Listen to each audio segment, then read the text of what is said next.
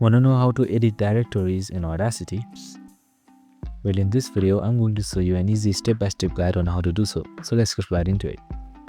So first off, launch your Audacity and then go to Edit and then click on Preferences. You can either press Ctrl+P as well.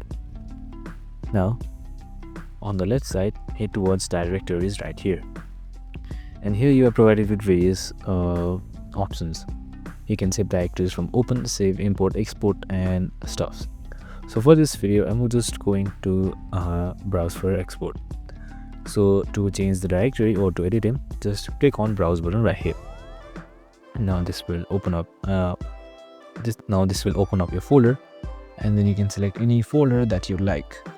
So I'll just go ahead and click on this folder right here and then just select folder, and that's it. Here you can see your new directory has been added. You can just simply click OK to apply all the changes, and that's it. I hope this video helped.